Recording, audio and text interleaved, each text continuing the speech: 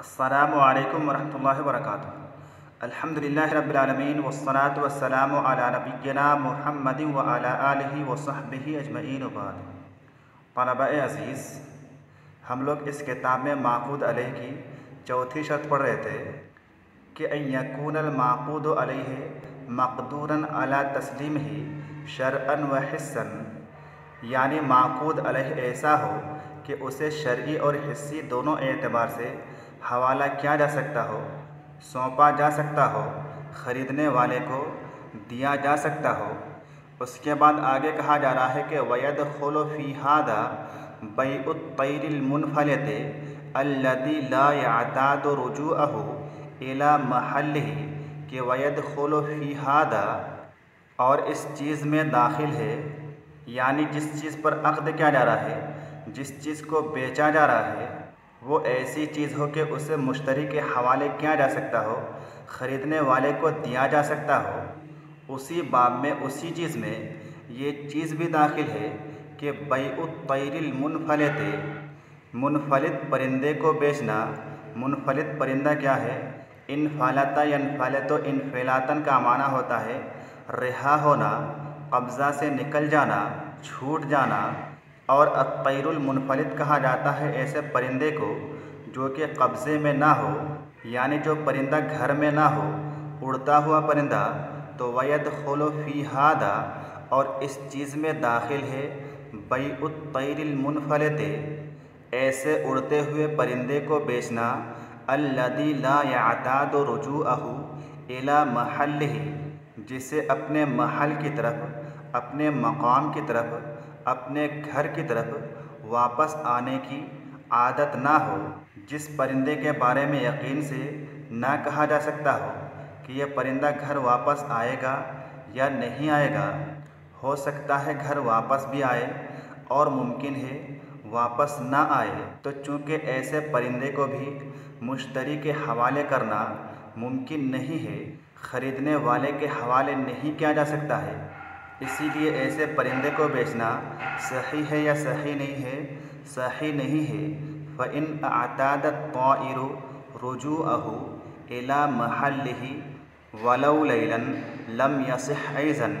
क्या कह रहे हैं कि फ़इन अअतादत ताइरु रुजूअहु, बस अगर परिंदा ऐसा हो कि उसे वापस आने की, लौट आने की आदत हो, इला महल्लिही, अपने महल की तरफ, अपने घर की तरफ, अपने मकान की तरफ, वलौ लैलन, अगरचे कि रात ही क्यों ना हो। यानी अगर परिंदा ऐसा हो कि उसे घर वापस आने की आदत हो, अगरचे कि रात ही के वक्त क्यों ना हो, वो किसी न किसी वक्त ज़रूर वापस आता है।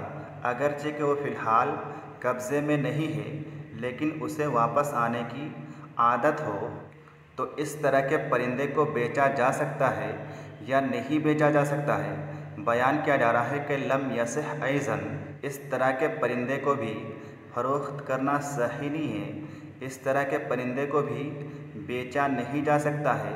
इंद अक्सरिल उलमाए, अक्सर उलमा के नज़दीक, ज़्यादातर उलमा के नज़दीक, अक्सर उलमा की यही राय है कि ऐसा परिंदा जो कि फ़िलहाल तो कब्ज़े में नहीं है, लेकिन परिंदा ऐसा है कि वो किसी न किसी वक्त घर वापस आ जाता है, अगरचे कि रात का वक्त ही क्यों ना हो। तो ऐसे परिंदे को भी जब तक कि वो अपने कब्ज़े में ना आ जाए, जब तक कि उसको पकड़ ना लिया जाए, उसे फ़रोख्त करना सही नहीं है, उसे बेचना दुरुस्त नहीं है। इल्ला नहलो, सिवाए शहद की मक्खी को, शहद की मक्खी इस हुक्म से मुस्तस्ना है। लिअन्न रसूला सल्लल्लाहु अलैहि वसल्लम नहा अन यबी अल इंसानो मा लैसा इंदहु, इसलिए कि बेशक अल्लाह के रसूल सल्लल्लाहु अलैहि वसल्लम ने मना फरमाया है कि इंसान बेचे ऐसी चीज़ को जो कि उसके पास मौजूद नहीं है। इस बारे में हदीस क्या है? अन हकीम इब्न हिज़ाम रज़ियल्लाहु अन्हु क़ाल क़ुल्तु या रसूलल्लाह सल्लल्लाहु अलैहि वसल्लम यअतीनि रजुलु यसअलुनी मिनल बैइ मा लैसा इंदी फ़अबीउहु मिन्हु फ़अब्ताउहु लहु मिनस्सूक़ि फ़क़ाल सल्लल्लाहु अलैहि वसल्लम ला तबे मा लैसा इंदका रवाहु तिर्मिज़ी व नसाई व इब्न माजह व अबू दाऊद। ये हदीस पाक है। हकीम बिन हिज़ाम रज़ी अल्लाह अन्हु रावी हदीस हैं। वो कहते हैं कि मैंने अल्लाह के रसूल सल्लल्लाहु अलैहि वसल्लम से कहा, मेरे पास एक आदमी आता है और मुझे ऐसी चीज़ बेचने के लिए कहता है जो कि मेरे पास नहीं होती है, बस मैं उसे वो गैर मौजूद चीज़ बेच देता हूँ और मैं उसके लिए वो चीज़ बाज़ार से ख़रीद देता हूँ। तो अल्लाह के नबी सल्लल्लाहु अलैहि वसल्लम ने फरमाया, ला तबे मा लैसा इंदका, कि ऐसी चीज़ मत बेचो जो कि तुम्हारे पास ना हो। ये हदीस अबू दाऊद, तिर्मिज़ी, इब्न माजा और नसाई की है। इस हदीस में जो ये जुमला है मा लैसा इंदका, कि जो तुम्हारे पास नहीं है, इससे क्या मुराद है, इसकी वजाहत से मुतालिक उलमाए किराम की तवील और तफसीली गुफ्तगू है, जिसे लिख करके आप लोगों को अलग से बाद में दे दिया जाएगा। आगे कह रहे हैं कि वयसिहु इंदल अहनाफ है, और ऐसा परिंदा जिसे घर वापस आने की आदत हो, अगरचे कि रात का वक्त ही क्यों ना हो, ऐसे परिंदे को बेचने से मुतालिक अहनाफ की क्या राय है। वयसिहु इंदल अहनाफ है, इस तरह के परिंदे को फ़रोख्त करना अहनाफ के नज़दीक सही है। लिअन्नहु मक़दूरुन अला तस्लीमिही, इसलिए कि बेचने वाला उस परिंदे को ख़रीदने वाले के हवाले करने पर कादिर है। जब वो परिंदा आ जाएगा तो उस परिंदे को ख़रीदने वाले के हवाले कर सकता है। इसलिए अहनाफ की ये राय है कि ऐसे परिंदे को फ़रोख्त किया जा सकता है, इल्लन नहलो, सिवाए शहद की मक्खी को। शहद की मक्खी को अहनाफ के नज़दीक फ़रोख्त करना सही नहीं है। आगे कह रहे हैं कि वयदखुलु फ़ी हादल बाबे अस्बुल फ़हल, और इस बाब में दाखिल है अस्बुल फ़हल भी, क्योंकि जिन चीज़ों को हवाला नहीं किया जा सकता है, ख़रीदने वाले को दिया नहीं जा सकता है, उन्हीं चीज़ों में से अस्बुल फ़हल भी है। अस्बुल फ़हल को भी ख़रीदने वाले के हवाले नहीं किया जा सकता है। अस्बुन का माना है सांड का माद्दा मनवी, तो कह रहे हैं कि वह हुआ माउहु, अस्बुल फ़हल कहा जाता है सांड के माद्दा मनवी को, पानी को।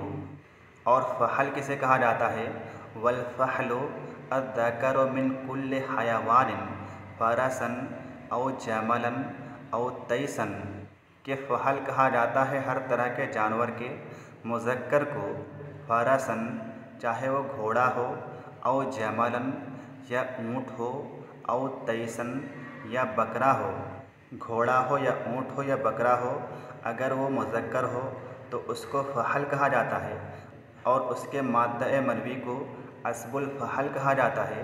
वक़द नहा अन्हुर रसूल सल्लल्लाहु अलैहि वसल्लम, और तहक़ीक़ की इस चीज़ से अल्लाह के रसूल सल्लल्लाहु अलैहि वसल्लम ने रोका है, मना फरमाया है। अस्बुल फ़हल को फ़रोख्त करने से अल्लाह के नबी सल्लल्लाहु अलैहि वसल्लम ने मना फरमाया है। जैसा कि सही मुस्लिम, नसाई और इब्न माजा की रवायत है, अन्नन नबी सल्लल्लाहु अलैहि वसल्लम नहा अन ज़राबिल फ़हल।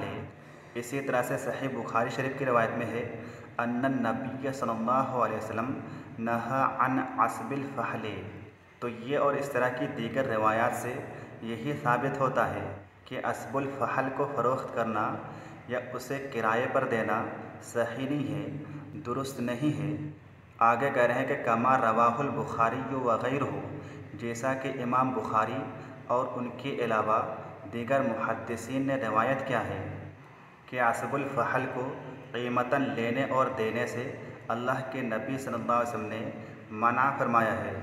क्यों मना फरमाया है, वजह क्या है, सबब क्या है। लिअन्नहु गैरु मुतक़व्वमिन, क्योंकि ये एक ऐसी चीज़ है जिसकी कीमत की तायीन नहीं की जा सकती है। वला मालूमिन, और ये एक ऐसी चीज़ है जो कि मालूम नहीं है, उसकी कैफियत और नौइयत वग़ैरह मालूम नहीं है। वला मक़दूरिन अला तस्लीमिही, और ये एक ऐसी चीज़ है जिसको हवाला करने पर कादिर नहीं हुआ जा सकता है। ये और इसी तरह की दीगर वजूहात की बना पर अहादीस में इसकी बई से, इसको ख़रीदने बेचने से मना फरमाया गया है। आगे कह रहे हैं कि वक़द ज़हबल जुमहूर इला तहरीमिही बैअन व इजारतन, और तहक़ीक़ के जुमहूर इसकी बई और इसको किराया पर देने की हुर्मत की तरफ गए हैं कि अस्बुल फहल को ना तो फ़रोख्त किया जा सकता है न ख़रीदा जा सकता है। इसी तरह से उसको इजारा पर, किराया पर देना भी सही नहीं है बल्कि हराम है। और इनकी दलील क्या है? जैसा कि सही बुखारी, सही मुस्लिम और दीगर कुतुब अहादीस की हदीसें आपको बताई गईं, वही हदीसें इनकी दलीलें हैं।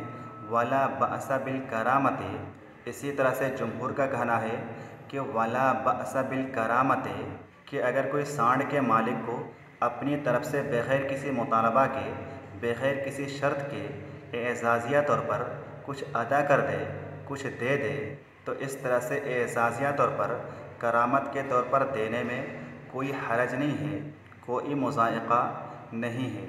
इसी चीज़ को कहा जा रहा है कि वाहिया मा युअता अला अस्बिल फ़हल मिन ग़ैर इश्तिरात शैइन अलैहि, कि करामत कहा जाता है मा युअता अला अस्बिल फ़हल, जो कि सांड के मालिक को सांड के मादा पर चढ़ने की वजह से दिया जाता है। मिन ग़ैर इश्तिरात शैइन अलैहि, उस चीज़ पर बग़ैर किसी शर्त लगाए हुए। मालिक बज़ाते खुद कुछ मांगता तो नहीं है, लेकिन फिर भी उसको दे दिया जाता है, तो इसी चीज़ को करामत कहा जाता है, एजाज़ कहा जाता है, जो कि जायज़ है। वकीला, और ये भी कहा गया है, बाज़ लोगों का ये भी कौल है कि यजूज़ु इजारतिल फ़हल लिज़्ज़राबी, कि सांड को मादा पर चढ़ने के लिए किराए पर लेना जायज़ है। मुद्दतन मालूमतन, एक ख़ास मुद्दत के लिए, कुछ मुतय्यन वक्त के लिए। व बिही क़ालल हसन व इब्न सीरीना, और यही कौल हसन बसरी और इब्न सीरीन का भी है। ये लोग उन अहादीस को जिनमें अस्बुल फ़हल से मना किया गया है, नहिय तहरीमी के बजाय नहिय तंज़ीही पर महमूल करते हैं। वह हुआ मरवियुन अन मालिकिन, और यही कौल हज़रत इमाम मालिक से भी मरवी है। व वजहुन लिश्शाफ़िय्यति वल हनाबिलति, इसी तरह से शाफ़िय्या और हनाबिला से भी एक कौल मनकूल है, एक रिवायत मनकूल है। तो आज के लिए बस इतना ही। अस्सलामु अलैकुम व रहमतुल्लाहि व बरकातुहू।